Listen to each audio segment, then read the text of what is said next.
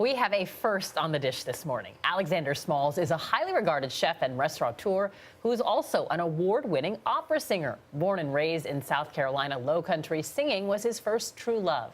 He toured internationally for years and won both a Tony and a Grammy for his recordings. He later swapped the theater for a culinary stage, drawing on his upbringing and experience to create a unique fusion of cooking styles. The result's been a series of hit restaurants here in New York. Currently, the Cecil and Minton's in Harlem. Alexander Smalls, welcome to the dish. Thank you. Thanks for having we have me. never had a Tony Award winner, a Grammy Award winner, and an award-winning restaurant all in one package. I really thought you were talking about someone else. Sounded good. So tell us what you brought.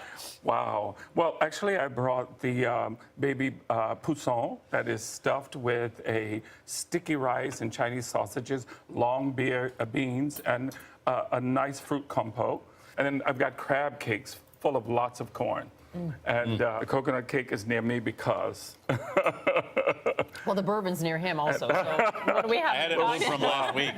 I put it on the other side. What is the drink that we're having this morning? Oh, you're having this fantastic Masai punch. It's a bourbon base with lots of citrus, and it's one of my favorites. We serve it at the restaurant at Minton's, actually.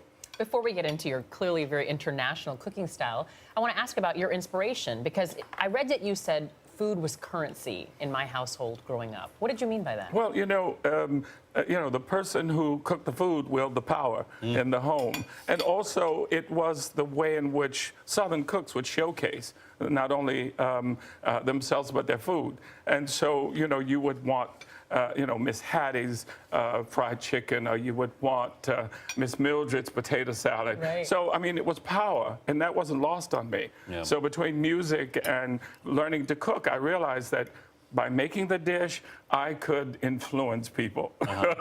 So interesting.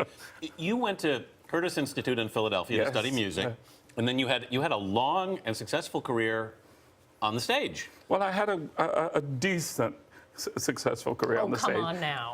I guess maybe 20 years. I mean, you got the Grammy and the Tony we mentioned came from Porgy and Bess, yeah? Porgy and Bess, Yeah. yes, the recording, the full-length recording, actually the only recording with every note Gershwin wrote. Wow. Yeah. But how did you make that decision to walk away. officially leave one world? Yeah. Well, I don't think that it was an easy decision, but quite frankly, I found it very frustrating. I mean, the world of classical music and opera was a closed environment for African-American males. Yeah. I mean, typically, for African-American males to be in that arena, we had to go to Europe. We had to spend a lot of time in opera houses there.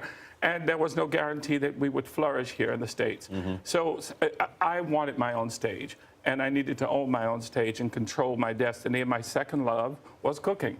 And that's your stage now. That's it. Yeah. I took my living room public and opened my first restaurant, Cafe Beulah. I mean, you also have such, even as you're describing the dishes, such an international palate. Yeah. Is that from your travels? It's from my travels. As I was telling you earlier, I just got back from Rwanda.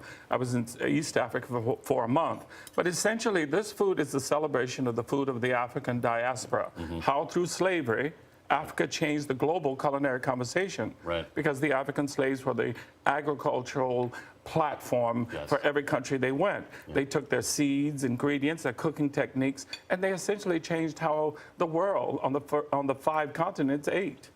So I studied all of that, and here we are. You originally brought Low Country cooking into the city, and now you're a major force in the revitalization of Harlem. Was that part of your design? Well, I moved to Harlem in 1998. It was a love of my father's, and he used to talk about it, and he made it come alive for me.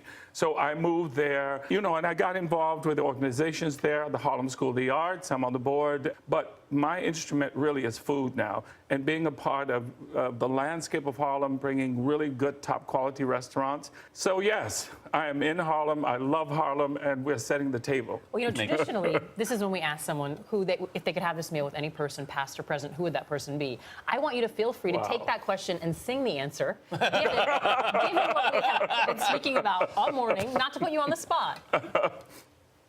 So I write on this. You sign your name, my name. And you sing to us or say to us, if you could have this meal with any person, past or present, who would that person be?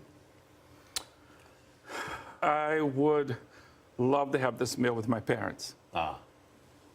My parents. There we go. That's what I was waiting for. All right, Chef Alexander Smalls, thank you so much. And for more on him and the dish, please head to our website at cbsthismorning.com.